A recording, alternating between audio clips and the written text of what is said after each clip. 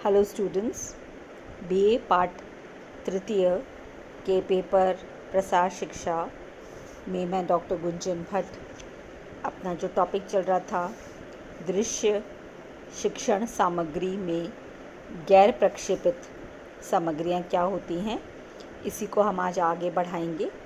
पिछली कक्षा में हमने ये जान लिया है कि दृश्य शिक्षण सामग्री क्या होती हैं।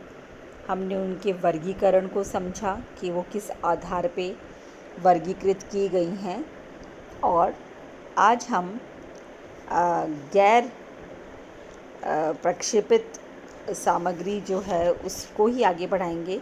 चार्ट क्या होते हैं, पोस्टर्स क्या होते हैं, कितने प्रकार के चार्ट होते हैं, ये हमने कर लिया है। तो अब हम इसको आगे बढ़ाते हैं और आज नेक्स्ट जो गैर प्रक्षेपित विधा है वो है पिक्चर बुक्स या तस्वीर किताबें। पिक्चर बुक्स जो होती हैं ये एक तरीके की फिल्म स्ट्रिप के समान होती हैं।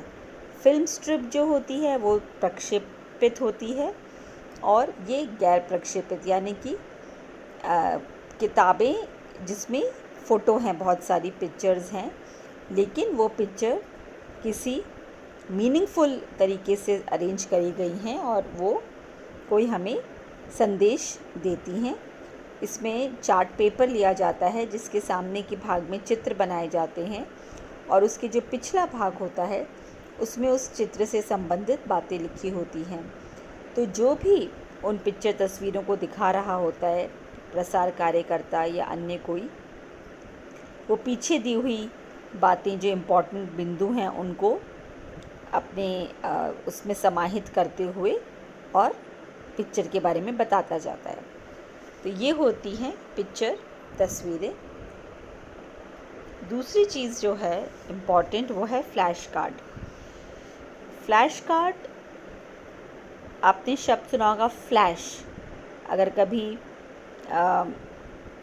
फ़ोटोज़ खिंचाए हैं पहले, अभी भी फ़ोटो जब हम खींचते हैं, हम सभी लोग फ़ोटो खींचते हैं आजकल मोबाइल के माध्यम से, तो जब हम अंधेरे में फ़ोटो खींचते हैं तो एक फ्लैश लाइट आती है, यानी कि एकदम से चमकती हुई लाइट। उसी शब्द से ये लिया गया है फ्लैश कार्ड, यानी कि एक ऐसा कार्ड जो किसी थॉट को और किसी संदेश को हमारे सामने फ्लैश कर दे, एकदम से वो हमको दिखाई दे।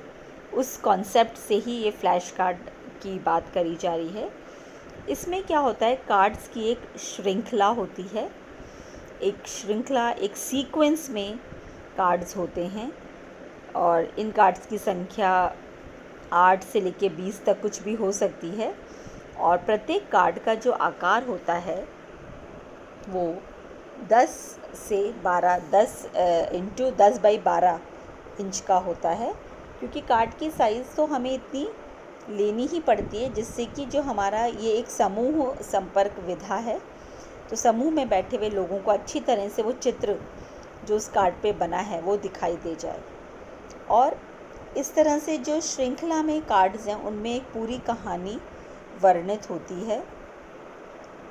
फ्लैश कार्ड के रूप में आप लोगों ने सेकेंड ईयर में जब चाइल्ड डेवलपमेंट पढ़ा था तब भी आपको बताया गया था कि बच्चों को किंडरगार्टन में, प्री नर्सरी, पूर्व विद्यालय, पूर्व शाला वाली जो स्टेज है उसमें हम बच्चों को विभिन्न मनोरंजक माध्यमों से कुछ पढ़ाते समझाते हैं। तो उसमें 1 2 3 4 की गिनती हो या ABCD हो या क ख ग घ हो, तो आगे वो अक्षर वर्णित होता है, उससे रिलेटेड चित्र होते हैं, वो भी फ्लैश कार्ड होता है। तो इसमें भी ये भी है और एक इसके माध्यम से कोई कहानी भी वर्णित होती है, दोनों ही चीज़ें हैं। चित्र जो है वो कार्ड के आगे वाले भाग पर बने होते हैं तथा कहानी उनके पीछे वाले भाग पर लिखी होती है। तो प्रसार कार्यकर्ता जब हाथ पे वो फ्लैश कार्ड लेता है तो उसके प्रसार कार्यकर्ता जब फ्लैश कार्ड हाथ में लेता है तो उसके सामने वाले जो श्रोता बैठे हैं और जो देखने वाले बैठे हैं, ऑडियंस, उनको तो वो दिखाई देती है स्टोरी, वो चित्र दिखाई देता है और उस चित्र में जो वर्णन है वो उसके पीछे लिखा होता है, जो पढ़ करके प्रसार कार्यकर्ता बता देता है। इनमें फ्लैश कार्ड 8 से 20 हम संख्या रख सकते हैं। देखिए, अगर 20 से ज़्यादा संख्या रखेंगे ना फ्लैश कार्ड्स की, तो इतनी देर तक अटेंशन अट्रैक्ट और बहुत लंबा वो खिंच जाएगा और थोड़ी देर के बाद जो श्रोता हैं हमारे, उनकी रुचि कम हो जाती है। इसलिए हमें मैक्सिमम कार्ड की संख्या 20 रखनी चाहिए। आइडियल तो होती है 10 से 12 कार्ड्स। 10 से 12 कार्ड में हम कोई कहानी या कोई बात संदेश बहुत अच्छे से अपने जो ऑडियंस है, चाहे वो ग्रामीण भाई बहनें हैं, गृहिणियाँ हैं, जो भी हैं, उनको हम ये बता सकते हैं। ये फ्लैश कार्ड का एक एग्ज़ाम्पल मैंने आपके लिए दिखाया है। अगर आप ध्यान से इस चित्र को देखेंगे तो इसमें 7 चित्र हैं और ये जो 7 चित्र हैं, ये आप देखिए, ये कहानी बता रहे हैं। ये पहला चित्र है, ये दूसरा है, ये तीसरा,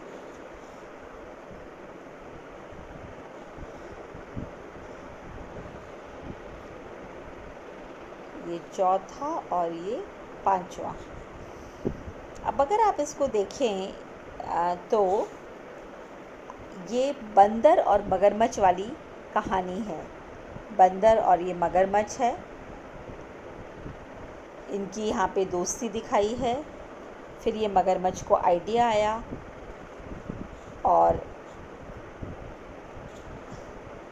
वो उसको अपनी पीठ पे भी थोड़ा सा, क्योंकि ये फ़ोटोग्राफ लिए, अपनी पीठ पे बिठा के ले जा रहा है और मन में सोच रहा है कि मैं इसको पका के खाऊंगा। और फिर ये बंदर उसको बात बना के वापस ले आया और वापस पेड़ पे चढ़ गया।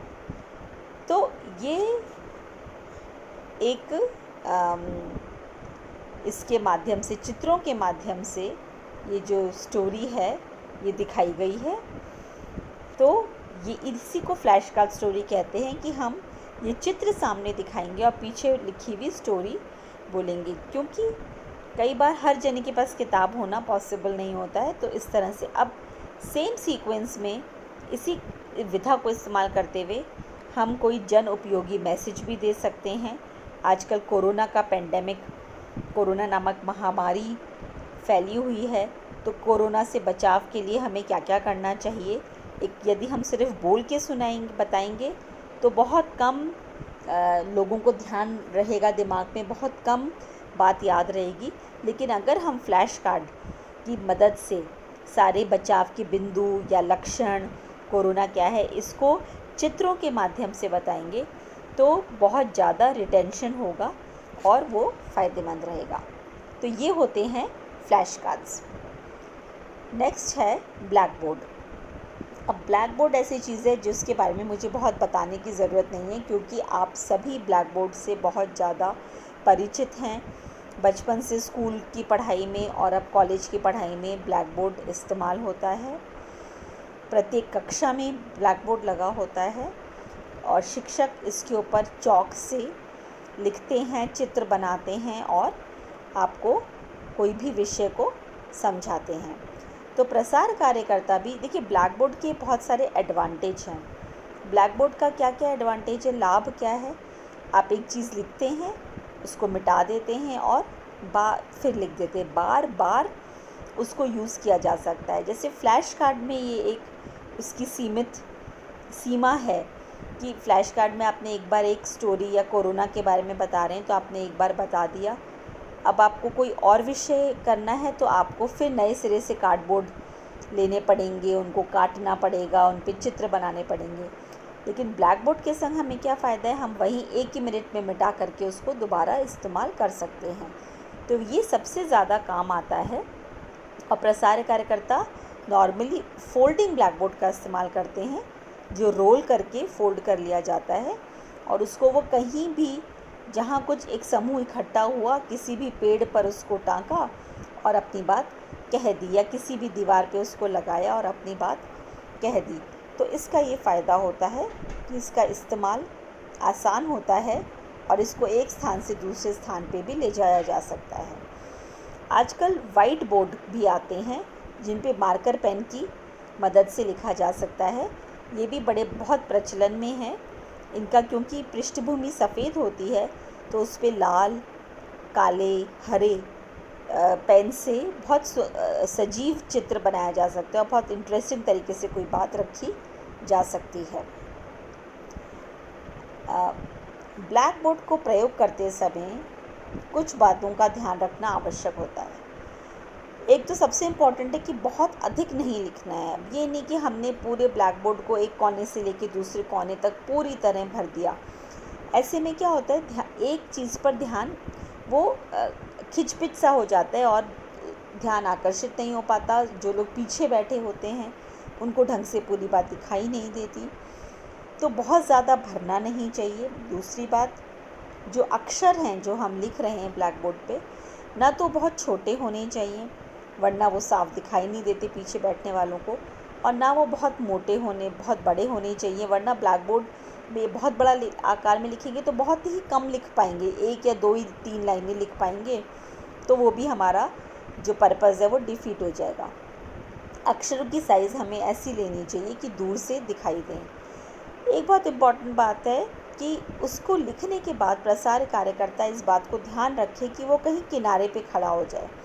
कई बार जाने अनजाने में हम ब्लैक बोर्ड पे कुछ लिखते हैं और लिख करके तुरंत ही उसके सामने खड़े होकर समझाने लगते हैं। तो उससे जो लोग, चाहे वो विद्यार्थी हैं या कोई और ग्रामीण लोग हैं, वो आपकी लिखी हुई बात को ढंग से पीछे देख नहीं पाते हैं। तो आपको लिख करके किनारे पे खड़े हो जाना है। और एक बहुत दूसरी बात इम्पॉर्टेंट कि लिखावट बहुत साफ़ होनी चाहिए, स्पष्ट शब्दों में आप उसको लिखें। और अगर रात्रि में शिक्षण कार्य कर रहे हैं तो वाइट बोर्ड का इस्तेमाल करें।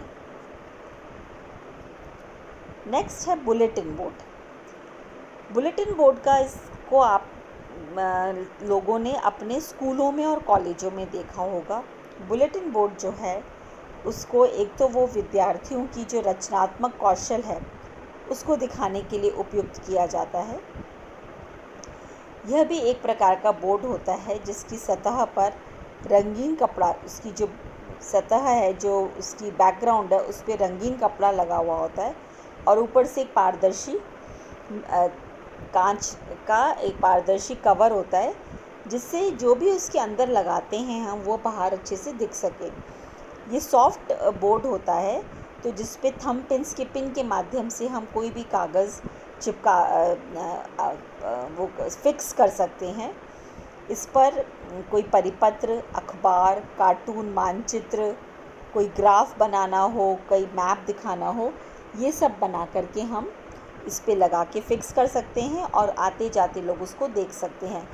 कॉलेजेस में टाइम टेबल आप लोगों के, अभी आप सब जो हमारे कॉलेज में पढ़ रहे हैं, आप जब एंटर करते हैं तो लेफ़्ट एंड राइट पर दोनों साइड जो बोर्ड, वही बुलेटिन बोर्ड होते हैं जिसमें सारे इम्पोर्टेंट नोटिसेस लगा दिए जाते हैं, टाइम टेबल लगा हुआ होता है और जो भी एक्टिविटी कॉलेज में होने वाली होती है उसके बारे में वहाँ पे सूचना आपको मिलती है।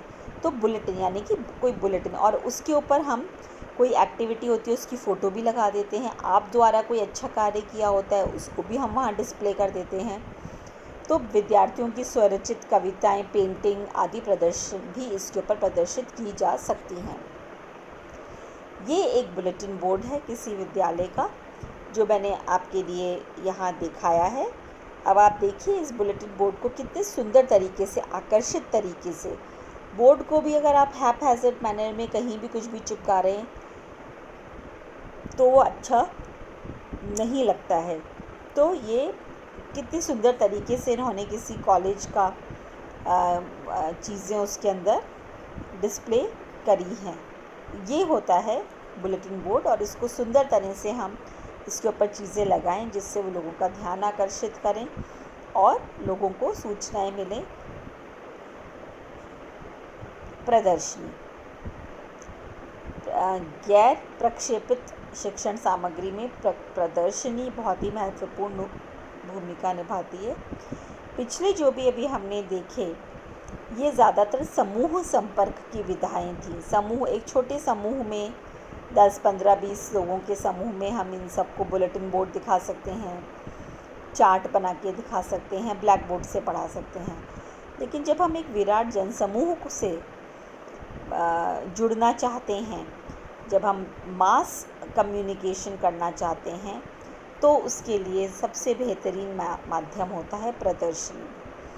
प्रदर्शनी में लोगों में जागरूकता उत्पन्न करने के लिए बहुत अच्छा माध्यम होता है। इसमें प्रचार कार्यकर्ता कुछ भी, चाहे वो किसानों को उन्नत किस्म के बीजों के बारे में बता रहा है या महिलाओं को फल सब्जी संरक्षणों के बारे में बता रहा है, मसालों की पैकिंग की जानकारी दे रहा है, जो कुछ भी है वो प्रदर्शनी में की जा सकती है। प्रदर्शनी में जो गांव वाले होते हैं उनके मनोरंजन के लिए भी सुविधा होती है। प्रदर्शनी का एक मूल ये महत्व होता है कि जब हम बहुत सारे लोगों को एक संग इकट्ठा कर रहे हैं तो उनको कोई नॉलेज भी दें, कोई जानकारी भी दें और साथ में उनका मनोरंजन भी हो। तो उन लोगों का ध्यान आकर्षित करने के लिए कोई कठपुतली का खेल या किसी प्रकार के कोई झूले, कुछ खाने पीने की सामग्री रखनी पड़ती है और साथ में स्टॉल्स लगी होती हैं। आप एग्ज़िबिशन में कोई फिल्म शो भी कर सकते हैं, कोई चलचित्र भी दिखा सकते हैं या कोई चार्ट, पोस्टर, मॉडल आदि भी दिखा सकते हैं। और जिससे कोई उन्नत किस्म के बीज के बारे में यदि हम बता रहे हैं, कोई फिल्म दिखा रहे हैं और उससे कोई प्रेरित हो रहा है, कोई नए ग्रामीण यंत्रों के बारे में बता रहे हैं और वहीं पे एक स्टॉल लगा दे जहां वो यंत्र बिक रहे हों, तो इस तरह से प्रदर्शनी एक अपने आप में कंप्लीट अवेयरनेस पहुंचाने से लेके नॉलेज देना, जागरूकता देना, नॉलेज देना और फिर एक चेंज लाने की, उनके व्यवहार में चेंज लाने की कोशिश करना, ये सारी चीज़ें एक स्थान पर करने का अवसर हमें प्रदर्शनी से मिलता है। तो गैर प्रक्षेपित शिक्षण सामग्री की ये लास्ट विधा थी। इसके बाद हम प्रक्षेपित शिक्षण सामग्रियों के बारे में बात करेंगे। Thank you very much.